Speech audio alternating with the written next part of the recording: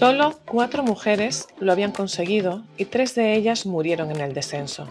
Carla Willock es la quinta mujer en coronar el Everest y lo hace el 27 de mayo de 1999 en su tercer intento. Y lo hace por la ruta más técnica y más complicada. Hoy tenemos el grandísimo placer de compartir con Carla Willock en el podcast de Inusuales. Con ella hablaremos sobre su experiencia, sobre sus entrenamientos, sobre cómo consigue mantener la motivación, pero sobre todo hablaremos con ella sobre cómo se gestiona el liderazgo, la incertidumbre, la confianza, la empatía, cuando pones tu vida en manos de otros a más de 8.000 metros de altitud. Soy Julieta Pérez, Brand Manager de Inusual, y te doy la bienvenida al podcast Inusuales, el espacio donde aprendemos con personas fuera de lo común.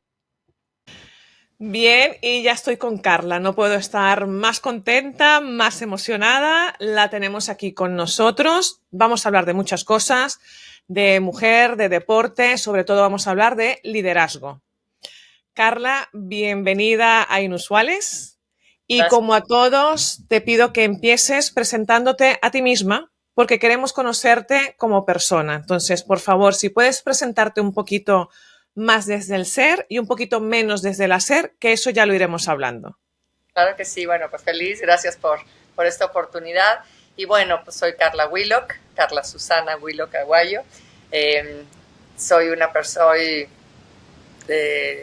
la segunda hermana de 3 hermanos, 2 varones y mi persona. Y bueno, soy una persona inquieta, soy una persona que le gusta aprender, que ama el deporte, ama la naturaleza y ama los retos. Y yo siempre he dicho que esas 3 combinaciones me hicieron llegar a subir montañas. Pero bueno, yo soy madre de 2 niñas, soy esposa y bueno, yo creo que más que nada soy orgullosamente mexicana y creo que principalmente una de lo que más me caracteriza es el que me gusta mucho aprender y me gusta mucho compartir todo lo aprendido. Entonces, pues creo que eso se refleja en muchas cosas que he hecho, pero finalmente creo que eso soy.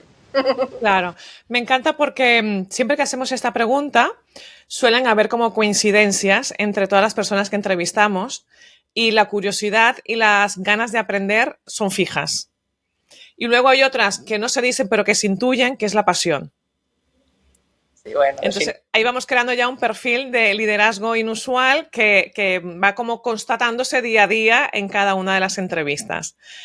Carla, tú directamente has tocado el techo del mundo, literalmente has estado en el Everest. Bueno, tiene que ser algo súper emocionante. Yo quería que compartieras con nosotros, porque nosotros en el club siempre le compartimos con nuestros inusuales que cada uno tiene su propia montaña. Es como una frase que tenemos que nos implica pues un reto, que nos implica desafío, pero que nos implica también como una visión, ¿no? Hacia dónde vamos, qué queremos hacer, un propósito muy claro. En tu caso, más claro el agua, ¿no? O sea, lo tenías, tu montaña estaba muy, muy clara, pero haciendo un paralelismo con el desafío a la que nos enfrentamos otros líderes, me gustaría que nos comentaras toda esta transición, cómo te preparas para una ascensión de este tipo. ¿Cuánto tiempo requiere, cuántos años de preparación? Y hablo de entrenamiento físico, entrenamiento mental, buscar patrocinadores, porque claro, aquí no se trata de ti, se trata de ti y de muchos otros, porque claro, no subes sola. Entonces, ¿cómo se prepara una ascensión de este tipo? Bueno, pues a ver, primero que nada, yo creo que un factor bien importante es saberte escuchar. Durante muchos años yo estuve escuchando lo que se esperaba de mí o lo que la sociedad esperaba de mí. Así que empecé a cumplir las expectativas. Tenía que terminar una carrera, para ser exitosa tenías que tener un buen puesto, después tenías que trabajar bien y luego tenías que tener maestría, porque si no, no eres nadie en la vida. Entonces era como todo lo que las expectativas tenían. Cuando yo decido empezar a subir montañas, que bueno, lo hago desde muy niña, etcétera, pero que empiezan a ser cada vez más retadoras y más desafiantes, es cuando tengo que empezar a escucharme y empezar a darme cuenta que realmente lo que a mí me apasionaba, lo que a mí me hacía feliz era estar en la montaña y no lo que me habían dicho que me daba la felicidad y el éxito. Entonces, en ese momento en esa preparación que es tu pregunta, había que tomar una decisión. Y era, si yo me equivoco en mi trabajo, pues a lo mejor me corren o no me dan bono o quizás, no sé, no me aplauden o no me dan ascenso. Pero en la montaña, si yo me equivoco, pierdo la vida. Entonces llegó un momento en el que yo dije, a ver, tengo que tomar una decisión y fue renunciar a lo que se suponía que era el éxito para apostarle a lo que yo sentía que era el éxito.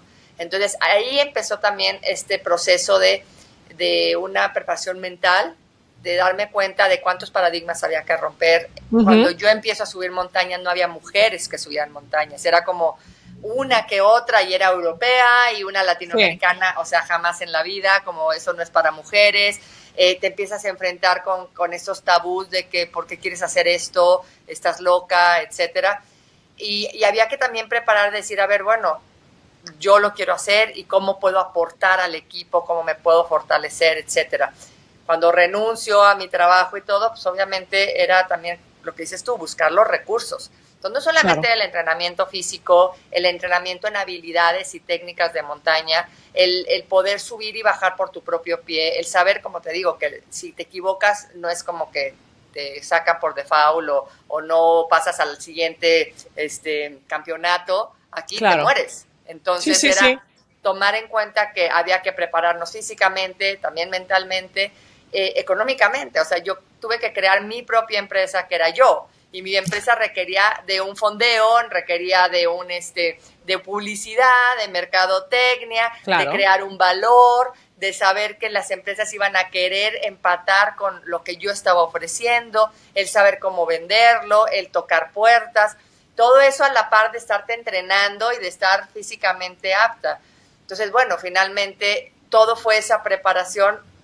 En mi caso, fue una preparación gradual. O sea, yo empecé con pequeñas montañas, después empecé a subir montañas en Sudamérica, los 5,000, 7,000, 8, y después busqué un 8,000 en el Himalaya para medir cómo mi cuerpo se adaptaba a los cambios de presión atmosférica. Había que aprender sobre diferentes temas. O sea, yo soy abogada, pero yo no sabía nada de meteorología, no sabía nada de medicina, no sabía nada de publicidad, no sabía nada de mercadotecnia. Entonces pues tenía que prepararme para que todo eso pudiera funcionar en lo que era mi proyecto y mi propósito en ese momento. Y había que hacer renuncias, que había que tomar decisiones del cómo sí quería lograr yo lo que tenía que lograr. Así fue la preparación, fueron muchos años hasta que finalmente apostamos a la más alta del mundo. Claro, yo ahí te tengo dos preguntas, ¿no? Una es, ¿se requiere mucha valentía para romper con el statu quo que está implementado para poder ocupar tu sitio? ¿O se requiere más valentía para romper tus propias creencias limitantes? En ese camino que tú has recorrido, ¿qué te ha supuesto mayor dificultad? Pues yo creo que hay una combinación, porque finalmente somos el resultado de los patrones que la sociedad ha establecido, de lo que se espera de ti. Entonces estamos creciendo como con un chip que ya trae un formato que te dice, bueno, niña, ok, te corresponde esto, esto, esto y esto. Y luego hay una que otra que sale y te abre un poquito el panorama y dices, pero también se podría tal cosa. Y después es tú qué crees y tú qué piensas de ti. Entonces es esa combinación en donde a veces, por eso te hablaba del escucharte, o sea, había algo que adentro de mí que decía, a ver, pero es que yo quiero eso, aunque afuera me estén diciendo que es absurdo, aunque no es lo normal, pero yo lo quiero. Y pero hay que ser valiente también para escucharte, ¿no? Y decir... En el momento en que empecé a decir, a ver, es que está bien, yo puedo respetar que todo el mundo piense que estoy loca, o sea, está bien, pero también pido que me respeten mi locura. entonces yo creo que te digo, es una combinación y es como poner cada cosa en su lugar. ¿Qué es mío y qué es de los otros? Y en esa parte es como que esta es parte de lo que la sociedad nos enseña, lo que esto nos dicen, tal. Pero también yo siempre buscaba, bueno, pero si ya lo hizo una polaca y si ya lo hizo una tal, entonces como que a lo mejor es lo que se limita a mi sociedad, a mi idiosincrasia, pero hay otras personas que piensan diferente. Y luego ya que te abres un poquito ese horizonte, te das cuenta pues de que a lo mejor yo que creo de mí, yo creo que puedo, yo creo que lo hago tal, y si la respuesta es sí, es ¿qué diferencia hay entre esa persona que lo hizo y tú? Pues que se preparó, que tuvo esas herramientas, que tuvo esto, y entonces empieza ese trabajo. Entonces yo creo que es simplemente poner sobre la mesa cuáles de los paradigmas que existen son tuyos o de tu familia o de tu creencia o de tu idiosincrasia, y cuáles son los que la sociedad te está imponiendo a pesar de ti. Y una vez que están ahí, tú sabes cuáles son los que quieres romper o cuáles no. Qué interesante. Nosotros en Inusual hablamos también de que nadie crece solo. O sea, necesitas rodearte de gente para que tú puedas crecer en valor y también ayudar a otros a crecer. En tu caso, nos vamos a referir ahora a la montaña, pero luego quiero entrar en el tema fundación, que también para mí eso es una gran montaña, un gran desafío, que a mí me tiene robado el corazón. Pero como es muy gráfico el tema de la montaña, cuando tú decides empezar con estos ascensos, con estos desafíos, entiendo que también aquí hay una selección de equipo, ¿no? De quiénes me voy a rodear, que puedan complementarme, que me puedan hacer mejor a mí, ¿no? Y que yo también pueda aportarle a ellos y que ellos puedan ser mejores. ¿Cómo te lo planteas esto? Obviamente, digo, fue un proceso en donde en un primer momento yo le di mucho peso a las habilidades técnicas, a las habilidades de conocimiento, en donde obviamente busqué quién me pudiera enseñar, quien me pudiera enseñar desde la técnica de la montaña, desde hacer anclajes, desde poder hacer un nudo, desde cómo caminar, desde qué debía de hacer. Y obviamente pues hay gente muy fuerte que te puede enseñar esas cosas. Y yo busqué ese tipo de personas, empezamos a formar un equipo, pero después me di cuenta también que había otro tipo de habilidades que para mí fueron cada vez más significativas, que eran las habilidades de ética, las habilidades sociales, el saber que puedes tener a una persona sumamente fuerte, sumamente ágil, haciendo las escaladas más técnicas, pero que no le importa si te deja en el camino, que no le importa si pasa por encima de ti o pasa por encima de alguien más. Y entonces empiezas a decir, ¿sabes qué? Prefiero a alguien que a lo mejor no sea tan bueno ni tan rápido, pero que sepa ser compañero, que sepa ser leal, que sepa ser honesto, que sepa en esa colaboración, como te decía hace un rato. O sea, la vida está de por medio y te vas a amarrar a una persona pues que quieres que valore tanto tu vida como la de él, y no que diga, aquí, ahí te ves, y la verdad es que yo le sigo porque soy más fuerte o soy mejor que tú. Entonces, obviamente, yo siempre he dicho que somos el resultado de la confianza que otras personas nos tienen, de esa paciencia que otras personas nos tuvieron. Pero también hay esa reciprocidad. También hay que ser pacientes en un determinado momento. Y bueno, como te digo, en un primer momento sí era como buscar a los que más sabían, a los que esto, y después fue como empezar a ser más selectiva en el tipo de personas con las que yo quería estar. Lo que llamamos las habilidades blandas, ¿no? Las soft skills, que igual cuando haces un desafío de este tamaño necesitas, pues eso, alguien en quien confiar. Que la verdad, en un determinado momento son mucho más importantes que quizás la fuerza física o las habilidades técnicas. ¿Cómo se maneja el liderazgo en la montaña cuando vas atado en una cuerda? Todos dependen de todos. ¿Cómo se decide esto? O sea, ¿quién manda? ¿En qué momento? Bueno, ¿no? Durante mucho tiempo, o sea, yo siempre decía que hacía esta analogía, ¿no? De que en la montaña no se trata de un líder que va como arriando borregos. Le digo, ese se llama pastor y está en lo plano. O sea, no está en la montaña. En la montaña hay un líder guiando líderes, en donde, como los lobos, se cede el liderazgo al alfa. Y el alfa no es porque sea el más fuerte, sino es porque el que tiene más compromiso de cuidar al grupo, porque tiene el propósito de llegar a la cumbre, pero que todos lleguen bien y que bajen bien, que suban y bajen todos. Su responsabilidad, no sé, yo siempre les digo, no es el que tiene en su tienda de campaña el señalamiento que dice líder, o el que tiene el sleeping bag más cómodo, o al que le llevan al cafecito a su tienda. O sea, es la persona con mayor responsabilidad, con mayor conocimiento, que también está dispuesto a poner todos sus conocimientos y su know-how Al al servicio. servicio de, exacto, al servicio de. Entonces, pasa una cosa importante por lo que mencionabas de ir encordados. El ir encordados era una técnica que se usaba a principios de siglo, en donde todos iban caminando y entonces el líder iba marcando la pauta, todos mantenían el ritmo, el retaguardia era el ancla que en un determinado momento venía alerta para poder poner el piolet y salvar a la acordada, porque si uno se caía, se caían todos, Claro. etc. Conforme fue pasando el tiempo y empezó mucho el protagonismo, bueno, en aquel entonces se decía, subió España, subió Alemania, subió Inglaterra, Sí. y después te decían, bajo el liderazgo de quién, y Ujú. después te Correcto. decían, el que subió. Sí. O sea, lo menos importante era el que subió, era un miembro del equipo. El líder era el que había hecho todo para que esa persona o 2 personas llegaran. Y había 30 personas haciendo todo la infraestructura para que esos 2 culminaran y el triunfo era del país. Claro. Después era, subió fulanito, tutanito, entonces la gente ya no se encordaba. La gente decía, no, yo siempre les digo esto de que decían así un poco como de que lloren en tu casa, que lloren en la mía, mira, cortamos la cuerda y que cada quien llegue hasta donde quiera. Ya. Pero después se retoma, cuando se dan cuenta de que, a ver, que esto no va así.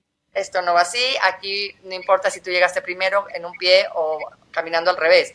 Esto es un trabajo en equipo.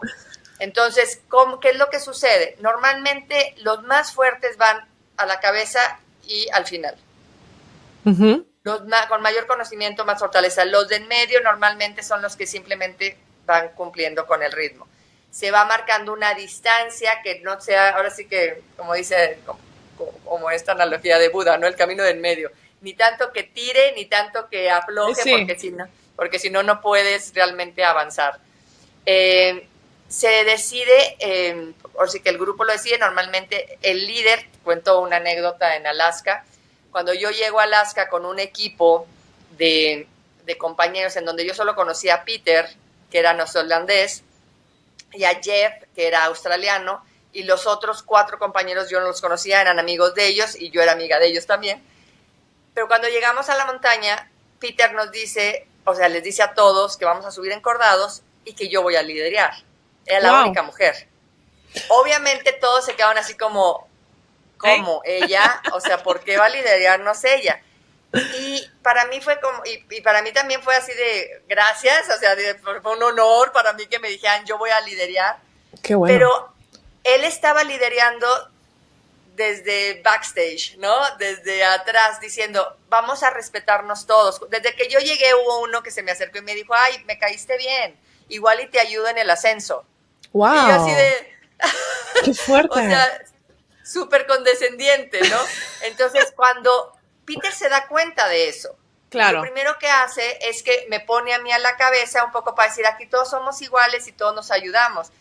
Y al principio empecé a subir, tal, y de alguna manera él logró que yo me ganara el respeto de mis compañeros y que yo tampoco me sintiera que era la única mujer y qué tal. Y a partir de ahí, él después tomó la batuta de puntero, pero puso la pauta desde el principio. Entonces, cuando me dices, ¿cómo se acomodan?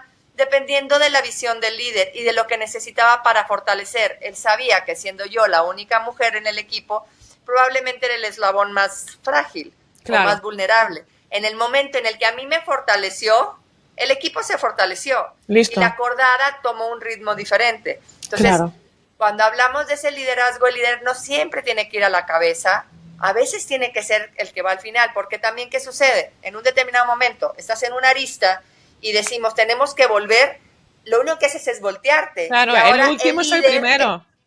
El líder es el que iba al último ahora, y el que era el líder o cabeza, ahora va de retaguardia. Entonces, los roles pueden cambiar, pero finalmente, por eso te digo, en una montaña tiene que ser un grupo de líderes guiados por un líder. Es muy interesante porque rompemos una creencia habitual que para que tú seas un líder tienes que ocupar un cargo ¿no? Un alto cargo directivo, un alto cargo en una empresa, que tienes que tener un equipo de gente a tu alrededor, ¿no? Y es como, no, o sea, la oportunidad de ser líder la tienes en todo En momento. cualquier área de desempeño que te corresponda, claro. Exacto. Carla, hablando de esto, me gustaría que comentaras tú, como líder, un gran fracaso, que tendrás algunos. Escoge uno, Carla, uno. Bueno, o dos si quieres. Del que más he aprendido. O sea, después de todo lo que ya te conté, renunciar a un trabajo estable, a un ingreso estable, a lo que para muchos me decían en aquel entonces, yo había logrado trabajar como abogada, estuve en el Senado de la República y estuve en la oficina de la presidencia del presidente de la República, que para muchos era de, wow, lo Ya, lograste. Y yo decía, ya más no se puede, ¿no? sí, bueno, ya, o sea, estás en los cuernos de la luna, súper exitosa. Y yo decía, yo me quiero ir a la montaña, o sea, y ahí vino de estar loca, ya sabes. Bueno, el punto es que renuncio a muchas cosas, opto por mi proyecto, que finalmente fue entrenarme, conseguir patrocinios, hacer todo para poder ir al Everest. En el año de 1998, después de varios años de tocar puertas, de seguirme entrenando, de subir montañas en muchos lugares, tal, finalmente consigo los patrocinios, me voy al Everest, me voy con un equipo inglés de militares mayoritariamente. Y bueno, en aquel entonces, porque ahorita ya las cosas ya cambiaron, en aquel entonces pues cada quien cargaba sus cositas. Y bueno, subíamos, bajábamos, equipábamos la montaña, pues era distinto. Y había la ventana de buen tiempo, ¿no? Que es el momento en el que tienes que llegar a la cumbre, etcétera. Hicimos todo el proceso y finalmente ya íbamos hacia la cumbre. De pronto, digo, ya yo siempre les cuento, temperatura promedio de menos 18, vamos subiendo, yo emocionadísima. Era mi día después de años de preparación, de muchas renuncias, de muchas cosas. Y cuando llego al escalón Hillary, que estamos hablando que está arriba de los 8.700 metros, mis compañeros me dicen que no podemos seguir. Porque además, perdona, hay que decir que tú subiste por la cara norte. Bueno, este año, que fue el fracaso, es por la cara sur. Ok, vale. Y luego... Después subo por la cara norte. Vale. Entonces, en este caso, subo por la cara sur, llego al escalón Hillary, me dicen que no podemos avanzar, yo creí que les faltaba oxígeno en el cerebro, porque dije, estos cómo se van a detener si nos faltan nada, y me comentan que se nos olvidó una cuerda para asegurar este último tramo. Lo que implica, podíamos subir sin cuerda, sí, pero bajar sin cuerda era muy riesgoso. 2 años antes había sido la gran catástrofe del Everest, en el 96, que murieron 10 personas, tal. La instrucción fue para abajo todos. Wow. Para mí, me quedé a 80 metros de la cumbre. Y no por una avalancha, no por falta de condición física, no por falta de aclimatación, por falta de una cuerda. Cuando bajé estaba tan enojada, que obviamente a buscar al culpable. Claro. Y bueno, lo encontramos, o sea, nombre, apellido y muchísimos apodos y motes que le surgieron. Pero el aprendizaje fue, o sea, cuando yo regreso de verdad fracasada. O sea, ya había renunciado a mi trabajo, había renunciado a todo, había pedido los patrocinios. En ese entonces no había muchas notas de montañismo en la prensa. Se hablaba de fútbol, se hablaba de olímpicos, etcétera. Claro. Y ese día sí, primera plana. No me lo puedo creer. Primera plana, Willock fracasa. Y yo, para eso siempre están preparados. De otra cosa. O sea, yo así de platiquen de otra cosa, por No me lo favor. puedo creer. El punto es que obviamente desde el fracaso, que para mí fue súper doloroso, era, pues era una empresa, un proyecto al que le había dedicado tiempo, dinero, esfuerzo, vida, horas, montaña, o sea, todo. Y de verdad, mi primer, o sea, cuando me preguntaban por qué no subiste, yo decía, por culpa de alguien que no hizo su trabajo. Ya. Y después vino la gran reflexión, que me ayudó a transformar este fracaso en aprendizaje. Y fue...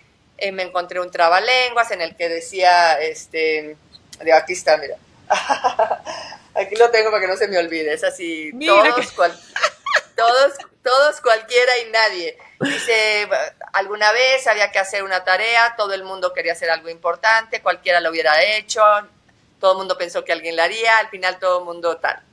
Nadie hizo lo que cualquiera hubiera podido hacer. En ese trabalenguas, yo dije, pues es igual que mi expedición, todo el mundo quería hacer algo importante, subir la montaña más alta del mundo, cualquiera hubiera podido llevar la cuerda, todo el mundo culpó a alguien, al final dije, nadie hizo lo que cualquiera hubiera podido hacer. Ya. Y ahí sí era apuntar para acá.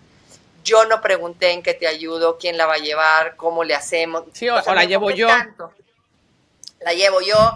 Estaba tan enfocada en hacer lo que me tocaba y lo que me correspondía y hacerlo perfecto, que se me olvidó pensar en los demás y pensar en la necesidad del otro. Yo siempre he dicho que la montaña me enseñó que no basta con que hagas perfecto lo tuyo. Si no te importa la necesidad del de al lado, no vas a obtener la información que tú necesitas para continuar. Cuando entendí eso, dije, va, y aquel fracaso de verdad súper doloroso. Hombre, o sea, imagínate, es que no me lo quiero imaginar. O sea, es que no. No, cuando yo escuchaba a mis amigas, ya sabes, que terminaban con el novio y es que me rompió el corazón y yo decía, ay, qué ridículas, eso no pasa. Ese día yo sentí crack aquí, o sea, me rompió todo, ilusiones, economía, todo. O sea, no, y aparte, es que claro, yo me lo estoy imaginando y me está dando dolor de cabeza de pensarlo porque pienso, claro, luego todos los patrocinadores, ¿cómo van a volver? O sea, yo volvería pensando, nadie va a confiar en mí otra vez. O sea, mujer, loquísima, ¿quién me va a dar dinero porque voy a querer intentarlo otra vez? Me van a decir, a ver, reina, para tu casita, que estás más bonita, ¿no? O sea, claro, es que... Obvio. Era una vergüenza y era una carga, hasta que entendí esto y fui a hablar con con un patrocinador. ¿Volviste a hablar con él? Volví a hablar con mis patrocinadores y de hecho uno me decía, pero si ya le di mucho dinero y se le olvida, en México dicen el mecate, se le olvidó el mecate, ¿no? Se le olvidó la cuerda, así como diciendo, ay, o sea, después de que me hizo perder tanto dinero. Pero yo lo que le comenté fue justo esto que te acabo de decir a ti, el aprendizaje. Le dije, a ver, no se me olvidó la cuerda, se me olvidó pensar en los demás. Wow. Se me olvidó hacer equipo. Se me olvidó pensar que si yo hacía las cosas bien o perfectas ya era suficiente. Y no cuando no te das cuenta de las necesidades del otro, de cómo puedes colaborar, etcétera. Cuando le dije eso, me dijo, ¿qué va a hacer? Le dije, regreso el año que viene. Total. La montaña no va a cambiar, yo sí puedo cambiar y aprender del error. ¿Hablaste con quien se dejó la cuerda? ¿Te ha vuelto a acompañar? No tanto. No, la verdad es que, digo, bueno, es simbólico porque ahí te va. En la montaña lo que hacíamos era que los diferentes equipos se dividían la ruta. Entonces, por ejemplo, uno se encargaba de lo que era poner las cuerdas del campamento base al campamento 1. Entonces, los de Singapur y los franceses lo hacían del 1 al 2 y todos colaborábamos con eso. Entonces, al final, aunque hubiera sido el otro equipo, y ellos eran a los que les tocaba, finalmente también nosotros la pudimos haber llevado. Claro. O sea, y era muy fácil culpar. Claro. Pero Carla, sí identificamos quiénes eran. Y les perdonamos la vida, ¿no? No, pues les agradecimos más bien el aprendizaje, porque no puedes estar dependiendo de otros, tienes que saber y estar supervisando y ver en qué. O sea, aquí el gran aprendizaje, a mí me decían, entonces, ¿a quién se le olvidó la cuerda? Y yo, a mí. Claro.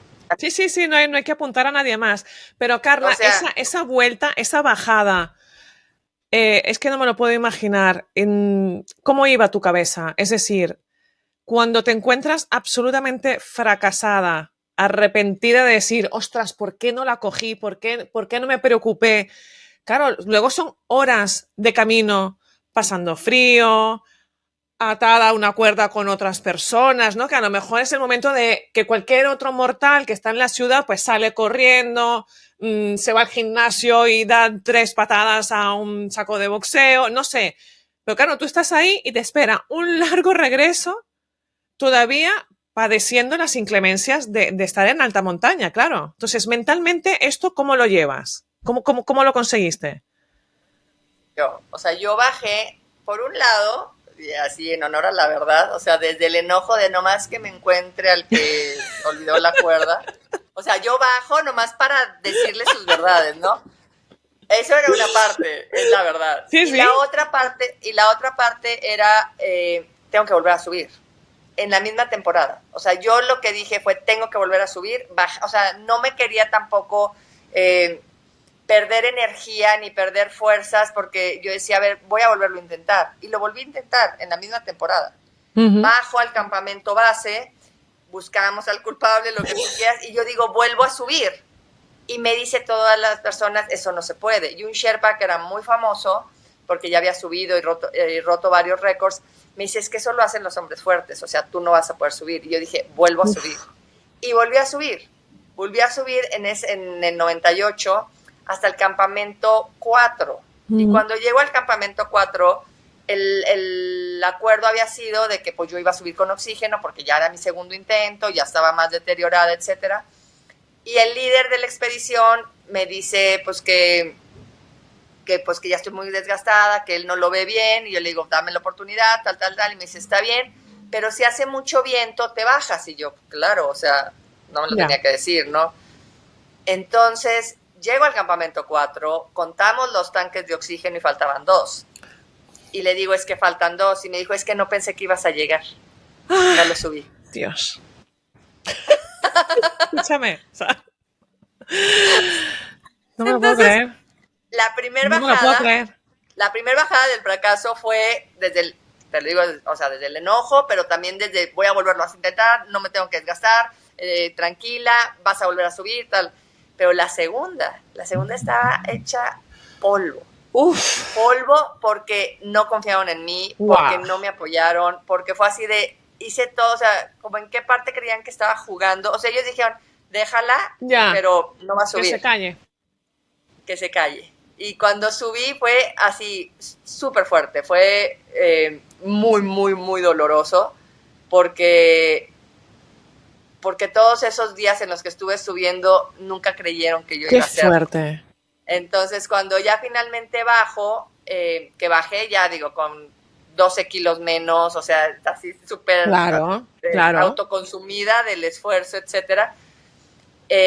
Y como me dices tú, o sea, desde la vergüenza, desde qué les voy a decir los patrocinadores, cómo es. Pero cuando entendí qué era lo que me había faltado hacer a mí, etcétera, fue completamente diferente ya en mi segundo intento, que fue, más bien, mi segunda expedición al Everest, fue el tercer intento. La tercera la vencida. Pero ya fue por la ruta norte, por la ruta del Tíbet, que para mí era técnicamente más desafiante, una ruta por la que muy pocas mujeres habían subido.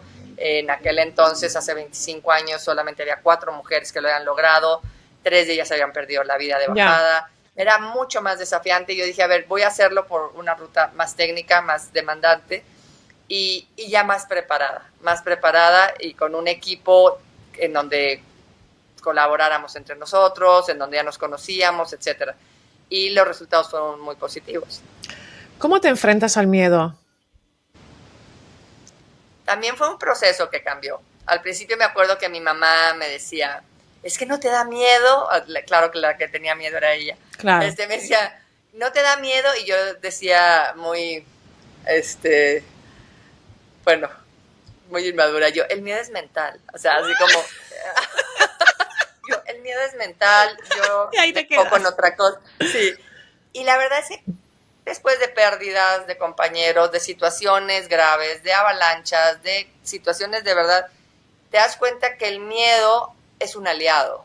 El miedo es un aliado que te mantiene vivo y que te invita a la sobrevivencia absoluta. Entonces, lejos de anularlo o decir es mental o no sirve o yo no me enfoco en eso, es alerta, porque como ser vivo el miedo es tu antenita que te dice, cuidado con esto, entonces prepárate más. Exacto. A mayor conocimiento se reduce el miedo, a mayor preparación se reducen riesgos.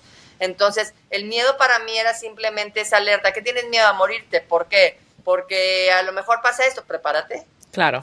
Haz esto, o sea, es como la ley de Murphy se vuelve tu aliado, no algo que te puede pasar y qué mal, no, qué bien, porque ya voy preparada.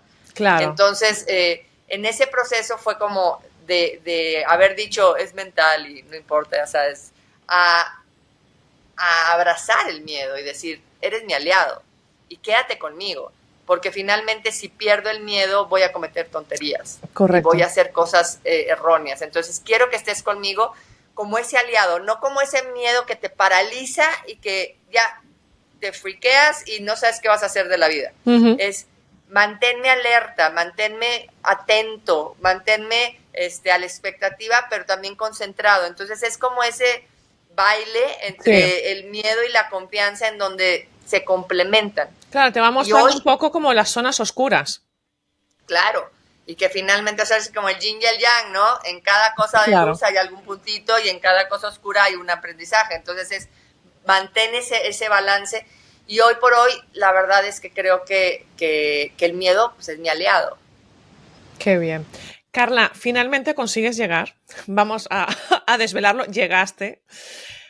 Transpórtanos un poquito allí y a ver si nos puedes llevar contigo. ¿Qué se escucha cuando estás arriba tocando el techo del mundo? Pues te escuchas a ti en el proceso, eh, escuchas desde tu palpitar. Yo les digo, llegas a escuchar hasta como el del flujo de la sangre, o sea, es impresionante. Escuchas el silencio, pero empiezas a escuchar también la grandeza, la pequeñez, la vulnerabilidad. Escuchas, pues ahora sí que el aquí y el ahora. Para mí eh, fue increíble. O sea, yo me pongo a recordarlo y haz de cuenta que me transporto ahí en donde sí había mucho cansancio físico, había muchas cosas, pero también había una profunda gratitud hacia mí por darme la Qué oportunidad, bien. hacia los que creyeron en mí, hacia los que confiaron en mí, hacia darme cuenta que es un trabajo en equipo. Mucha gente dice, ay, es que eso es como individual. Y yo le dije, mira, si ves mi foto en la cumbre, alguien la tomó. Ya, Y había alguien que no es protagonista quizás en ese instante, pero ahí estaba. ¿Viste la cuerda? Alguien la puso. ¿Viste la escalera? Alguien la tenía. Me viste caminando con un parche aquí, fue gracias a esta persona que claro. me ayudó a financiar. Fue tal, fue la palabra de tal. O sea, entonces estás muy acompañado y con una, bueno, en mi caso era un sentimiento de gratitud inmenso, inmenso. O sea, hacia Dios, hacia la naturaleza, hacia las personas que me acompañaron y bueno, Hacia la hacia todo. vida. A mí me gustaría invitar a quienes nos están escuchando que cuando consigan subir, cuando sientan que han subido su propia montaña, que se tomen este tiempo para escucharse, para mirarse y para realmente apreciar a quienes tienen alrededor, porque al final siempre vamos acompañados, como bien dices. Hay una cosa que sucedió y que la cuento siempre. Digo, ahorita estoy pensando porque, bueno, te la cuento y ahorita te muestro esto. Cuando yo iba subiendo, uno de mis compañeros argentino, había por radio, me dicen como una hora y media antes, ya subió, lo logró y todo el mundo felicitándolo y por radio. Al rato me vuelven a marcar y me dicen, oye, no baja, búscalo entre los cuerpos que están en el camino y avísanos qué pasó. Pensaban que le había pasado un accidente. Cuando ya llego a la cumbre, él estaba ahí. Y yo decía, ¿por qué se quedó tanto tiempo en la cima? O sea, uno no permanece tanto tiempo en la cima, Claro, no es seguro, y yo no entendía. Y cuando yo me acerco a la cima y doy así los últimos 3 pasitos, él se levanta para recibirme con un abrazo. Y yo siempre he dicho que me dio una gran lección, porque me enseñó que de nada te sirve llegar muy alto si estás solo.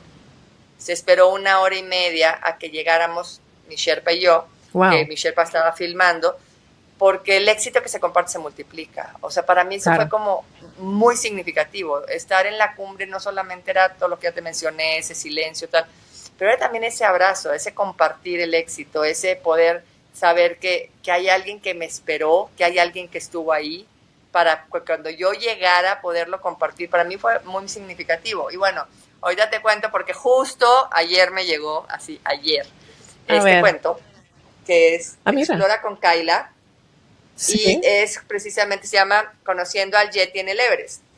esta chiquita es la que me representa, pero bueno, al final, que está chistoso porque cuando el Yeti finalmente es el fracaso, ese error. Oh, qué O bueno. sea, yo lo pongo como ese monstruo que tanto miedo nos da, que se nos va a aparecer y que, o sea, Sí. esta niña empieza a tener miedo porque oye avalanchas y oye esto y dice, seguro es el Yeti, me va a pasar algo.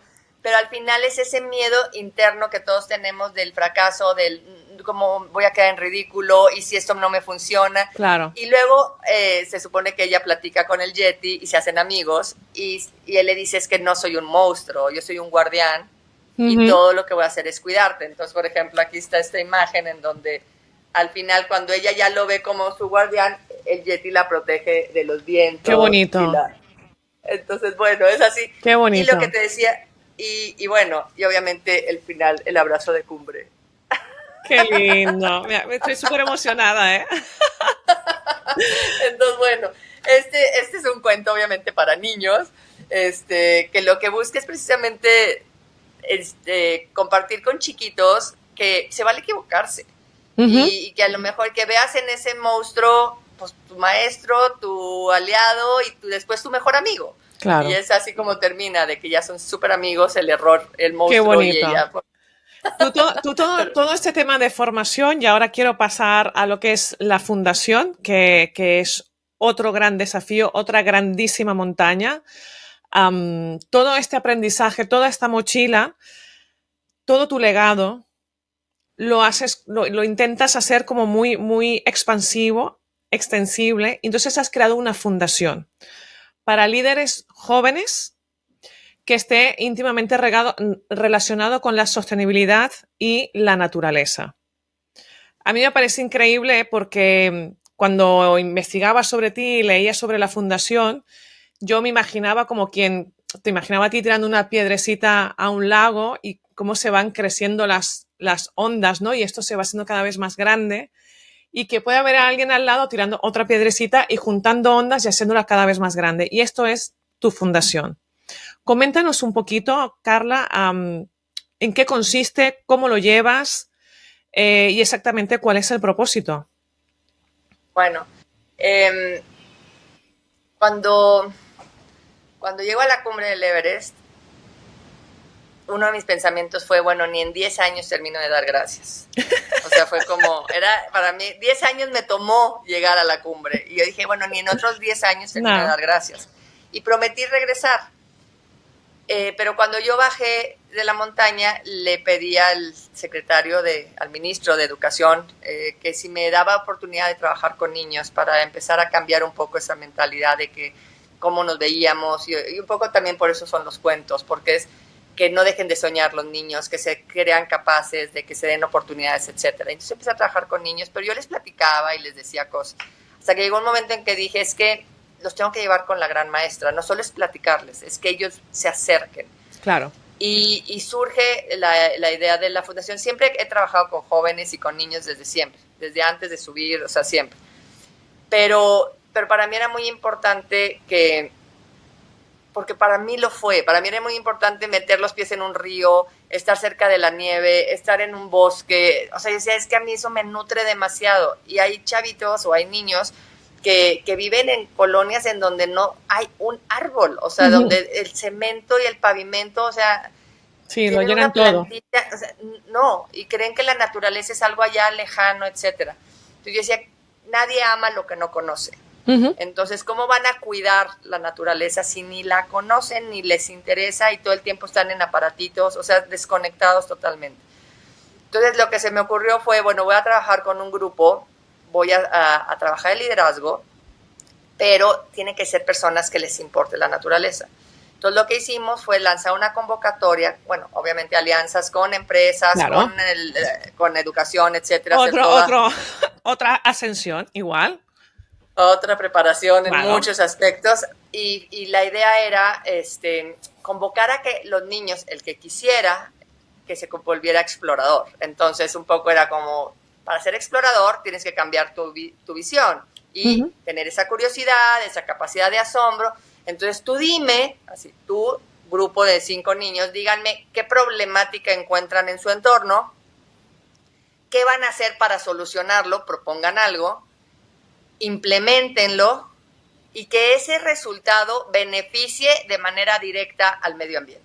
Entonces eran manejo de residuos, reforestación, ahorro de energía, captación de agua, o sea, también cuidado del agua, y estaba una que era abierta a lo que ellos consideraran, ¿no? O había un rubro que era de lo que tú me propongas, porque a lo mejor algo se me queda fuera, claro. Pero básicamente eran esos.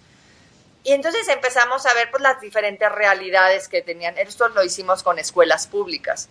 Entonces había que, pues como de repente un niño decía, pues es que en mi colonia vivo al lado de un lugar en donde hay muchas vulcanizadoras y hay montañas de llantas usadas, sí, que es contaminación y que no se las quieren llevar a los basureros, etcétera. Y otros, por ejemplo, no tenían agua en su escuela, entonces las niñas no iban ciertos días porque era muy incómodo. Wow. Entonces empezaron ellos a implementar sistemas de captación, empezaron a rescatar áreas verdes, empezaron a hacer... Y esos proyectos se iban seleccionando, era un año de proceso en donde primero los niños lo implementaban, con eso se inscribían, se seleccionaban ciertos proyectos y los llevaba yo a la montaña.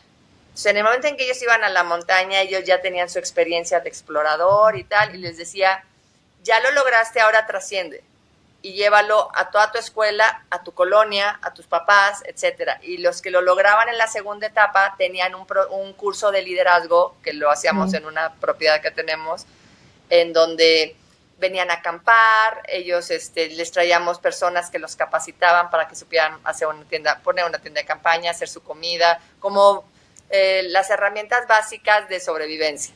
Y les traíamos pues conferencias, etcétera, para que de liderazgo y que ellos se reconocieran, etcétera. Cuando ya eso trascendía a otro nivel, había los premios. Y los premios eran ir a un área natural protegida en México, hacer una expedición en kayak, hacer una expedición a un bosque, o los ganadores era ir a la Antártica. ¡Wow! Entonces, el equipo que ganaba, se iban 5 niños y un profesor a la Antártica, y la gente me decía, o sea, ¿cómo? Y yo, vamos a la Antártica. Así, entonces, ¿cómo? Así. Así. Entonces nos quedábamos, conseguimos los permisos, nos íbamos a la Antártica, estábamos una semana en la isla Rey Jorge, en Antártica, visitando las bases científicas, wow, hablando con los meteorólogos, conviviendo con los pingüinos, o sea, se te acercan, estás en tu tienda de campaña y está el lobo marino al lado, o sea, viviendo con ellos. Sí, entonces sí. Eso los marcaba muchísimo y eso lo estuvimos haciendo varios años. Después de pandemia se cerró Antártica, se cerraron viajes, hubo varias complicaciones, pero seguimos haciendo ciertas actividades en México. Y hoy por hoy lo que estamos haciendo es que mis egresados, que ya son mis líderes éticos sustentables, claro, ellos ya son, pues ya no son niños de 12, 13, 14 años que eran con los que me llevaba a la Antártica, y tienen 20 y tantos años, etcétera.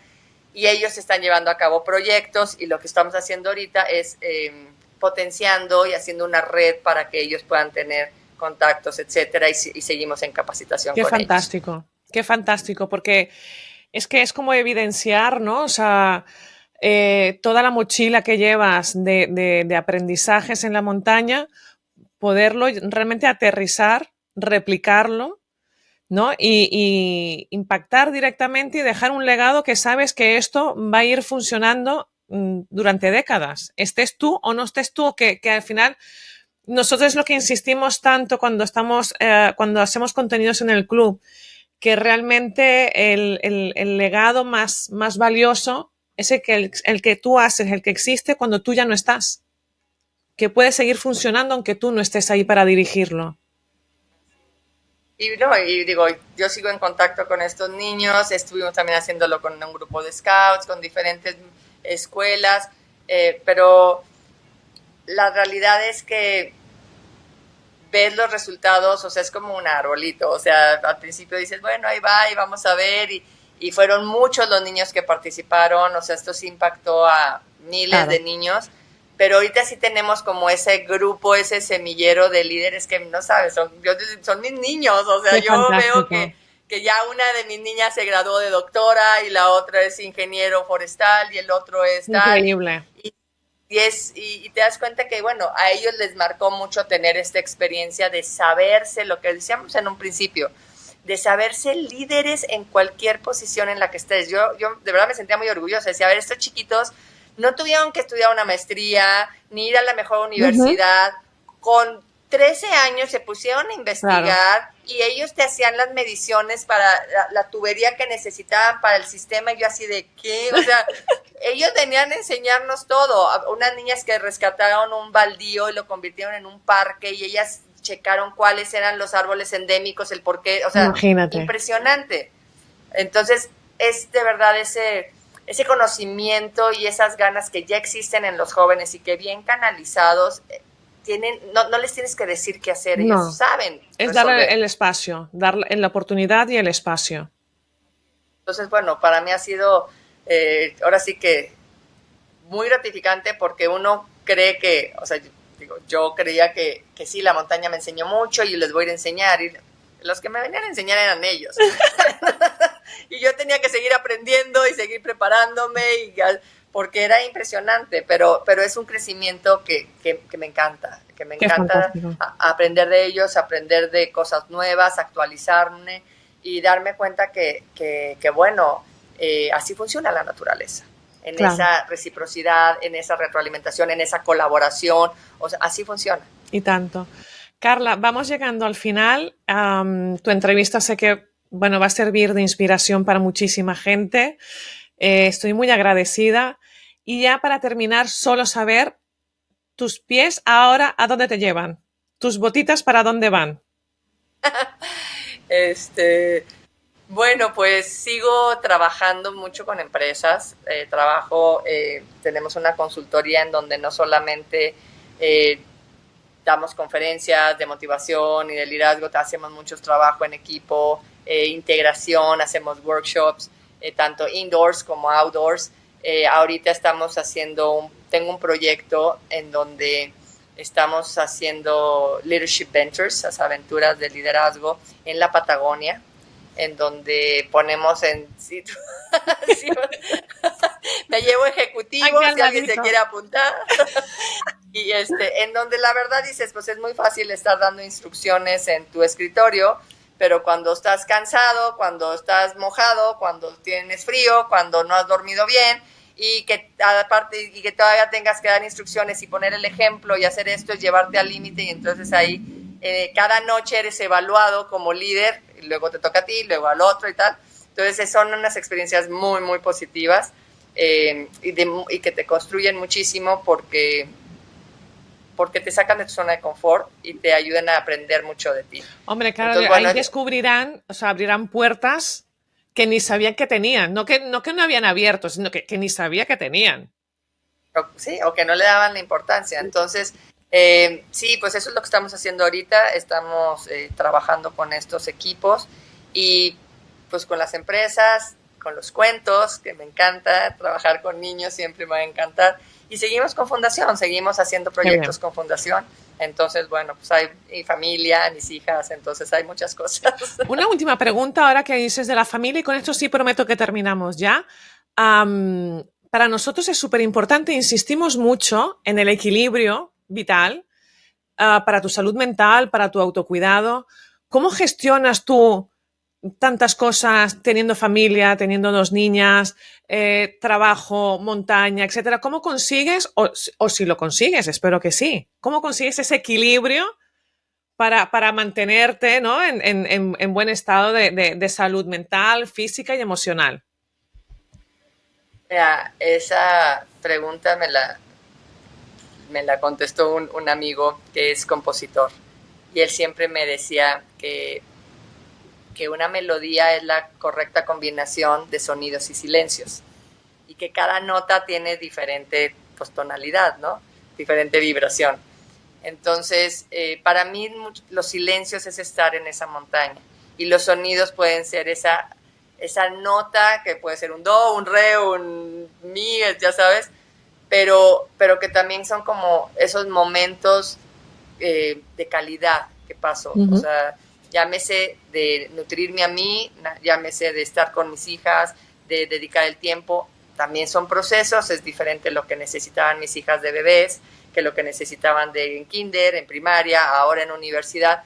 Y hay, obviamente siempre va a haber reclamos de, pero no estuviste aquí o sí estuviste acá y agradezco esto, pero siempre les he dicho eso, a ver, pues las notas van variando y al final lo que hay que tomar en cuenta es la melodía completa. La melodía completa. Y entonces, digo, habrá notas muy altas y otras muy bajitas, pero finalmente se buscó ese balance desde el corazón, desde lo mejor que yo podía dar.